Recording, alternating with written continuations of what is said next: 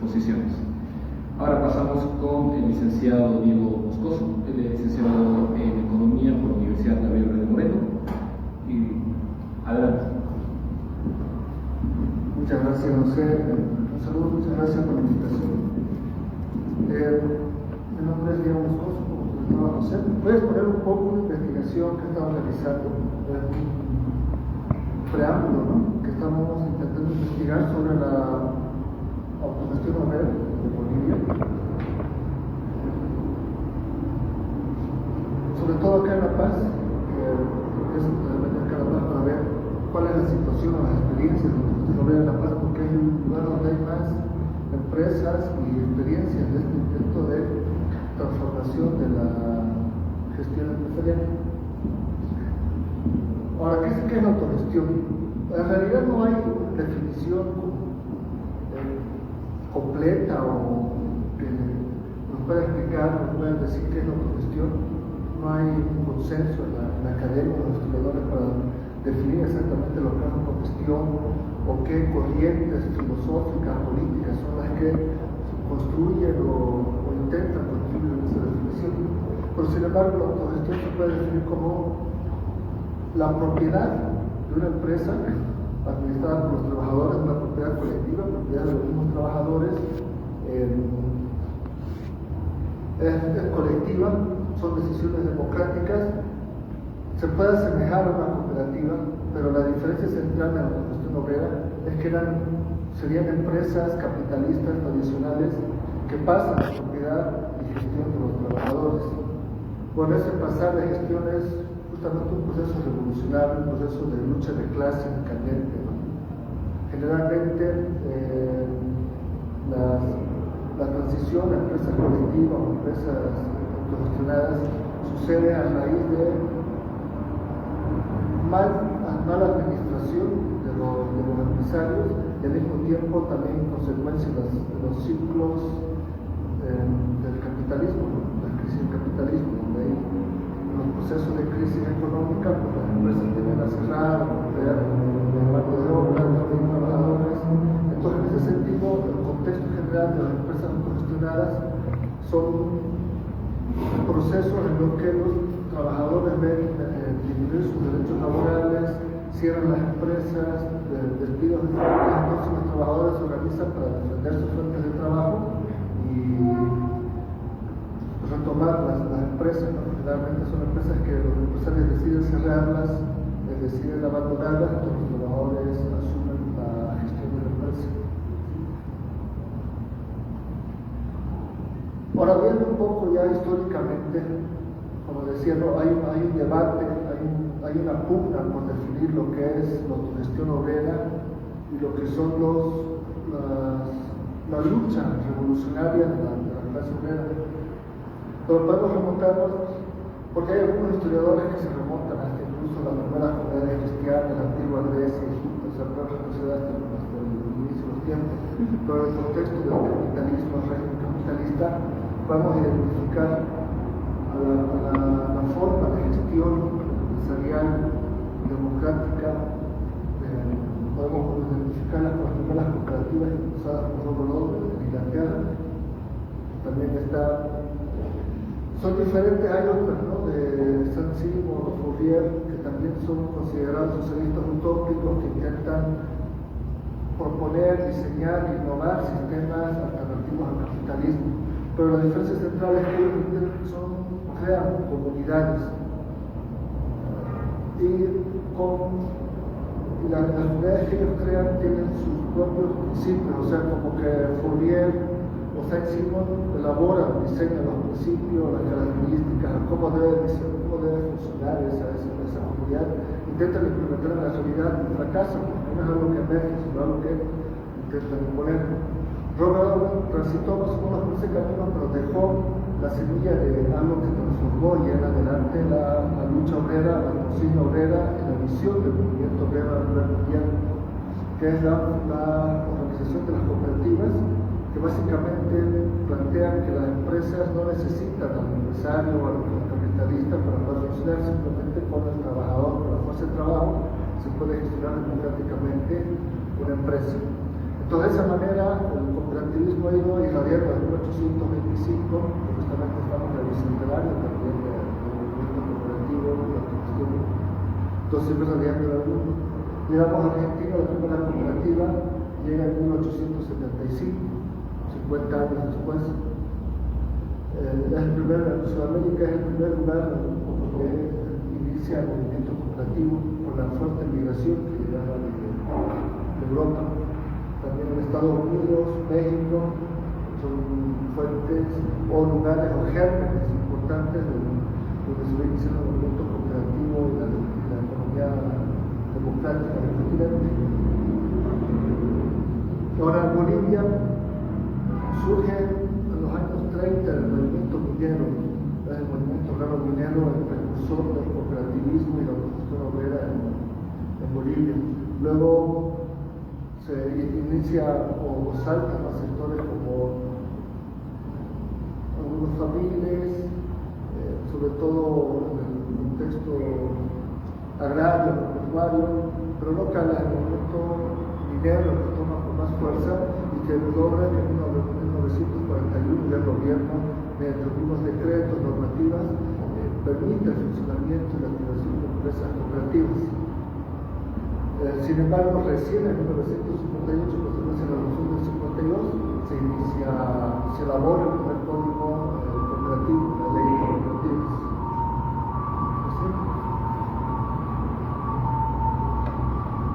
Ahora, toda esa pugna de los años 30 hacia adelante, hasta quizás finales del siglo pasado, está influenciada mucho por las corrientes ideológicas, filosóficas, políticas mundiales, sobre todo en el lado de la izquierda, se quiere llamarse el progresismo, el comunismo.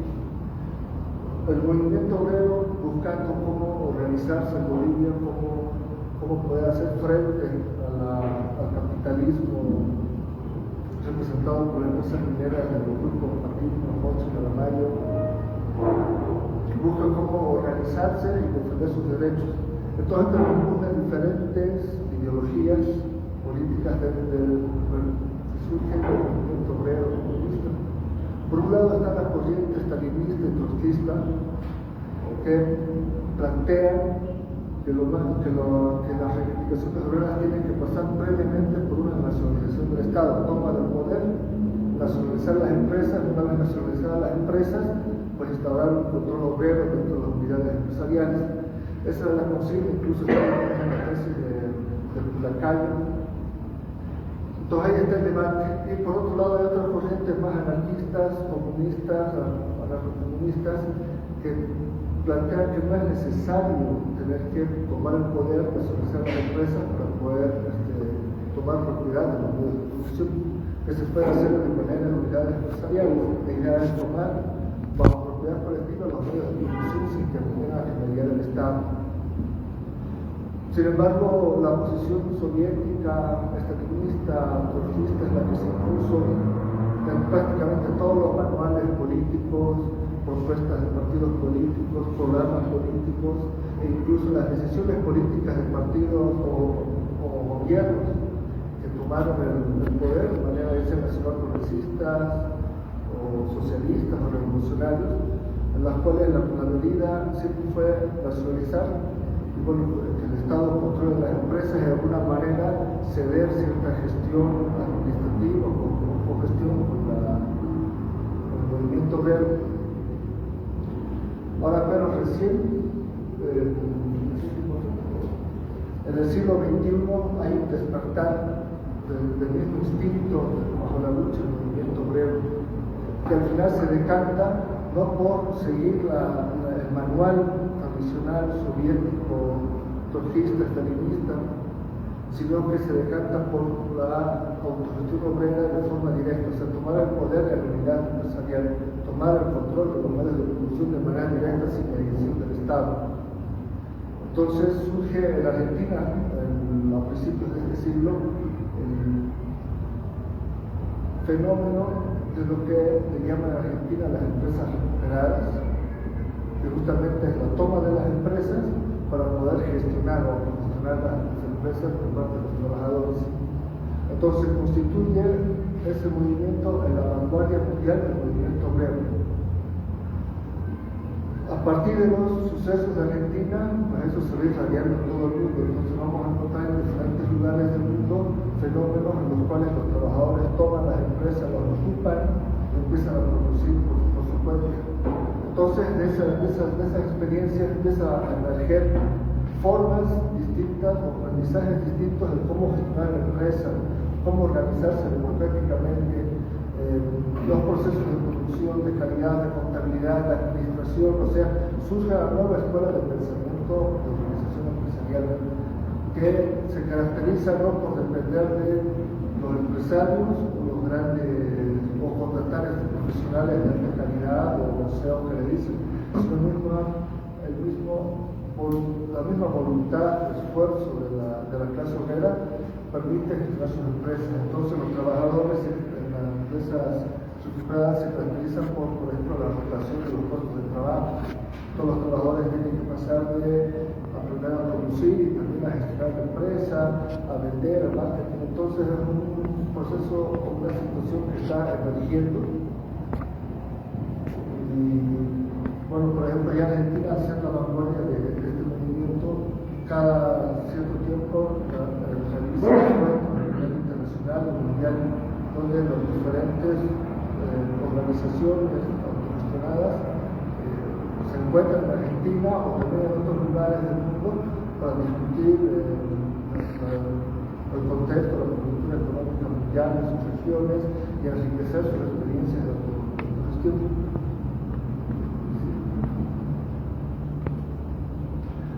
Bueno, ahora en Bolivia ya hubo algunos intentos por autogestionarse, por ejemplo, en la quiebra del LAM, del escenario boliviano, los trabajadores y pilotos del LAM querían administrar la empresa, ser propietarios de la empresa. Al final no prosperó por falta de capital, porque era mucho dinero la deuda, y bueno, no prosperó. Sin embargo, a partir de la constitución, de la nueva constitución política del Estado, se logra implementar o incorporar a las empresas sociales en su artículo 54, donde dice que, donde establece la constitución que las empresas que quiebren, cierren o estén en liquidación pueden pasar a manos de los trabajadores como una manera de mantener el empleo. Mantener el empleo de los trabajadores, en defensa de sus derechos. Al mismo tiempo, la Constitución, la nueva Constitución establece la economía rural como modelo económico, lo cual incluye la economía pública estatal, la economía privada, la economía comunitaria y la social cooperativa. Entonces, esta nueva institucionalización permite o abre campo para que el movimiento obrero, el movimiento trabajador pueda pelear sus derechos más allá de simplemente una reivindicación salarial o de cumplimiento de sus derechos sociales. Ahora, ya venían presionando a los trabajadores porque hubo algunos problemas, por ejemplo, la empresa de los trabajadores en Antex. Bueno, la empresa privada grande, los trabajadores querían profesionales, pero al final el Estado prefirió nacionalizarla, administrar la empresa y bueno, compartir ciertas cuestiones con los trabajadores. Pero hubo una cierta presión del movimiento obrero fabril para poder solucionar sus problemas laborales. En ese sentido, el gobierno aprueba en 2013 el decreto supremo, en el cual ya establece los nuevos parámetros para la organización y la consolidación de empresas sociales. En el 2018 se aprueba una ley de empresas sociales y en 2019 el reglamento de esta ley de empresas sociales.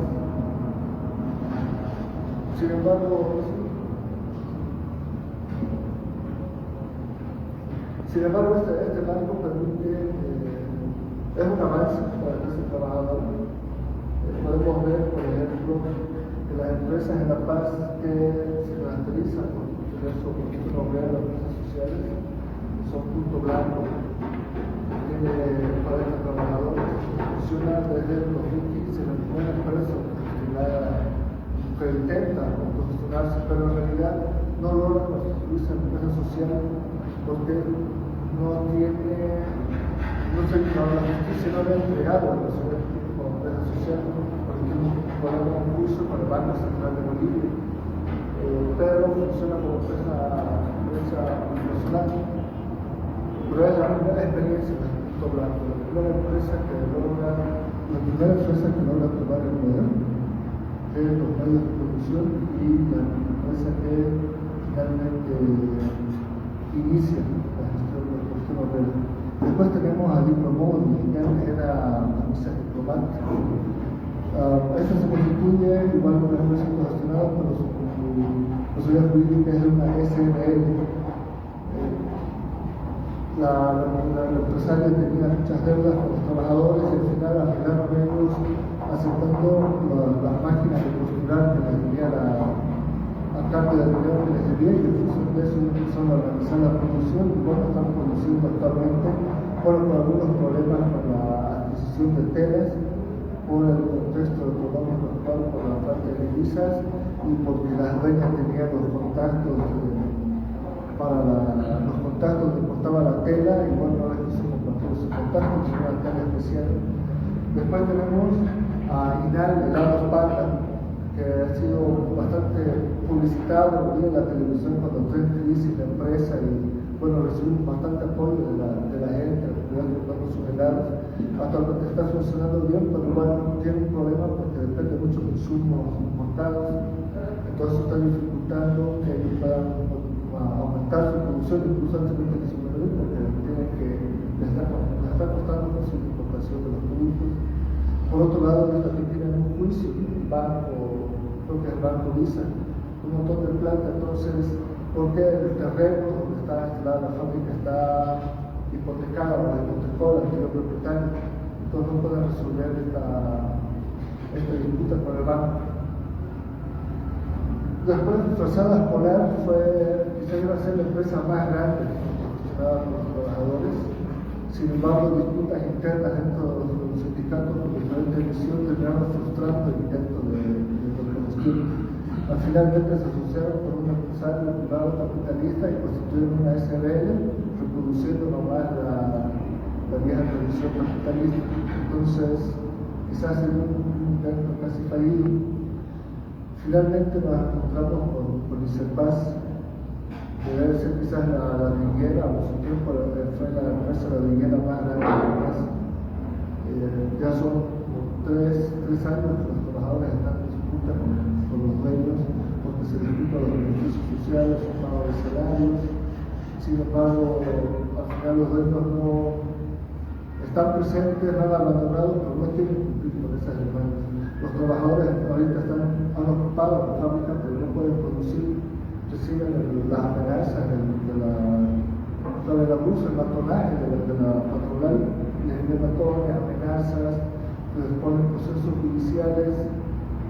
La justicia al final siempre está parcializada hacia la patronal y tampoco tiene el apoyo público, ¿no? Por ejemplo, ellos necesitan gas para producir, solo les falta eso, porque esos puntos no les quieren conectar. Entonces están trabados y hablamos sobre ese Después otras experiencias de la gestión obrera que nos falta profundizar, pero podemos encontrar en algunos de los escenarios más duros. En Cochabamba, Dilma, el famoso embutido, que estaba con sus trabajadores, Thomas José, Hilsen, Pueblo Limpa, que está en proceso, pero está ahí en disputa también. En Chuquisaca está bien Chuquisaca, y bueno, pero no todas son empresas sociales. De hecho, todavía están en esa área gris. Algunas son empresas SRLs, otras son empresas unipersonales, todavía están ahí definiendo porque no se resuelve judicialmente su situación. Me olvidé mencionar lo anterior, pero la primera línea que empresas por el momento que tienen personalidad jurídica con empresas sociales será en cada victoria si en el gobierno del año pasado, sería la primera empresa y la última por el momento.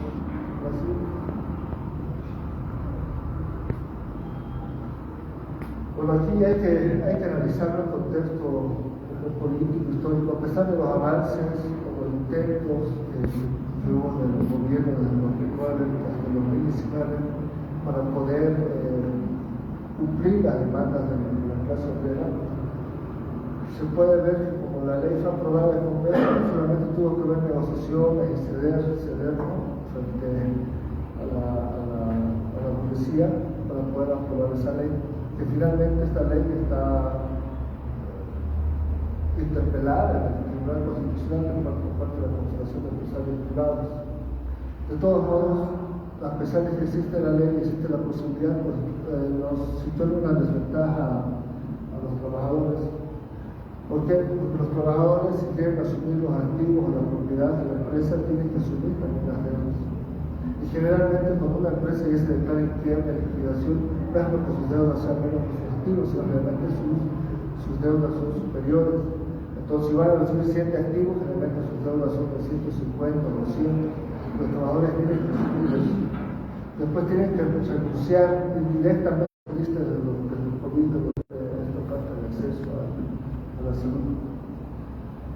Después, respecto a la jubilación, muchos pierden su jubilación, estaban a punto de jubilarse, pero se enteran de que los patronales había 20, 15 años de aportes a la jubilación, entonces no pueden jubilarse, pierden el valor adquisitivo porque no reciben los intereses que hubieran recibido sus aportes, que hubieran cumplido a tiempo, tampoco pueden retirar esos dineros, entonces están en el limbo prácticamente, es como que se enfrentan a ellos, pero no pueden acceder de ninguna manera. Finalmente, los empresarios pueden hacer una mala gestión, endeudarse a todo el mundo, hipotecar la empresa y desaparecer, y no asumen ninguna responsabilidad por aquello. Entonces las deudas solo se quedan en el ámbito de la empresa, los trabajadores tienen las otras empresas, mientras que los activos, propiedades del empresario, los empresarios, accionistas, pues no sufren ninguna, ni siquiera quedan en custodia, ¿no? Para cumplir o compensar las deudas contraídas por la clase de trabajadores. Un poquito,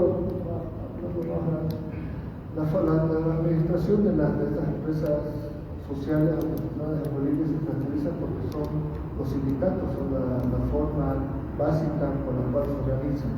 Todas son conformadas en el sindicato y el sindicato va decidiendo mediante sus asambleas, sus congresos, sus empleados, la forma en cómo va a componer su directiva, quiénes van a ser responsables de las tareas principales de la empresa, de la producción, la comercialización, la administración, etc. Generalmente ellos no contratan administradores profesionales, salvo un contador para que maneje todas las cuentas y siempre la firma de procesos de estados.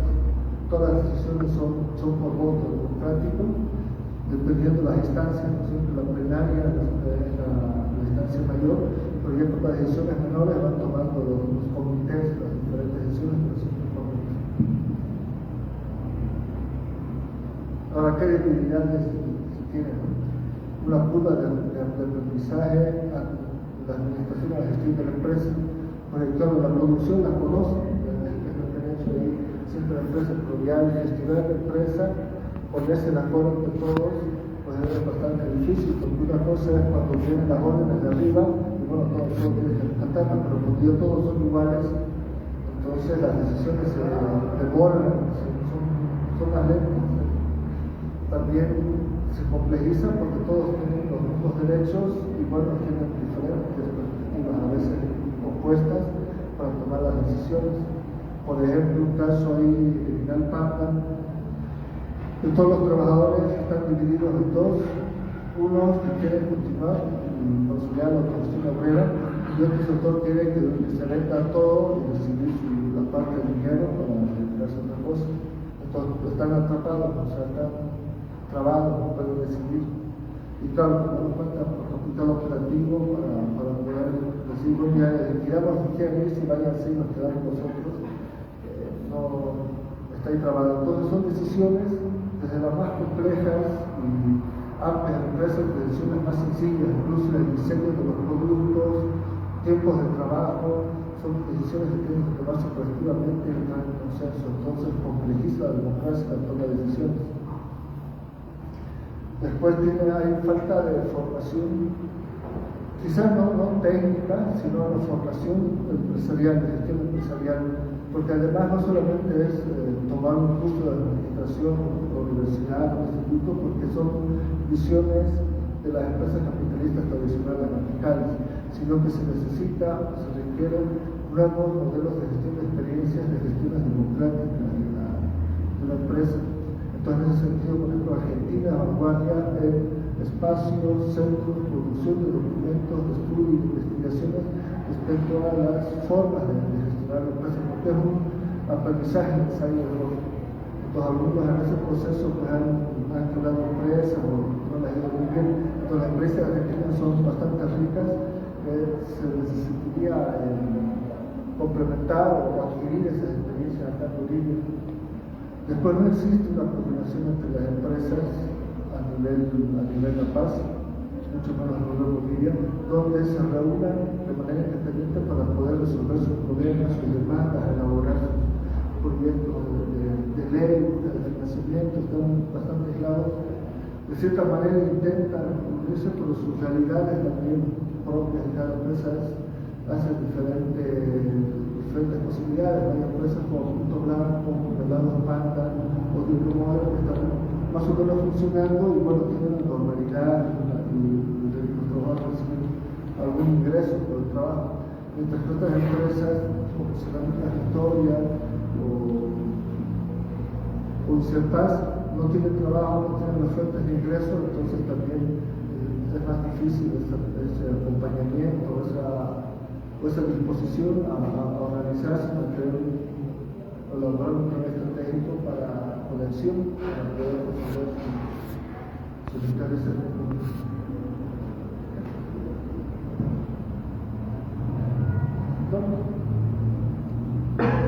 Aquí lo que se necesita, me parece, ver que estamos en un contexto político bastante complicado. Si podemos ver nosotros en estos 15 años, desde la aprobación de la nueva constitución política y la gestión de gobierno progresista, se ha limitado, ha sido difícil, hasta incluso ha habido ciertos sabotajes para la consolidación de las aspiraciones del movimiento obrero. Hasta 2019, a pesar de las limitaciones, sí había cierta dinámica, cierto impulso, incluso a veces se intentó como financiar, pero fueron los trabajadores que se abortaron aquello, pero había más dinámica. Pero vemos que a partir de finales del 2019 a la fecha ha habido un retroceso, en todo caso, al apoyo al movimiento obrero, al movimiento revolucionario. Quizá uno podría pensar que bueno, quedaron a medio ciertas políticas, ciertas planificaciones, y bueno, se debieran continuar, pero directamente ni siquiera se continuó, se elaboró algo nuevo, simplemente se ignoraron las demandas del movimiento obrero. Y es preocupante porque bueno, la coyuntura política posiblemente tengamos en el gobierno a los representantes de la burguesía y seguramente es probable que todas las conquistas del movimiento obrero, sobre todo el movimiento obrero profesional, pues desaparezcan, sean una fuerza total contra ellos, porque los empresarios lo han identificado bien, no es un tema que esté abundando en los medios de comunicación, en la opinión pública, en los debates políticos, en los candidatos, no es algo que está ahí porque es lo más peligroso para la burguesía. La burguesía, aliada con la burguesía industrial, que son los que han sido más afectados por este intento de la producción obrera, la burguesía bancaria y los poderes judiciales, pues están organizados o se han puesto de acuerdo para evitar a toda costa que se consolide la producción obrera. Y además, el mismo gobierno, las políticas del gobierno han permitido o evitan que se consolide, porque no hay una fuente de financiamiento, no hay un plan estratégico, no hay una política clara para poder caminar estas empresas. Entonces, ahorita el movimiento obrero depende solamente del movimiento obrero. Gracias.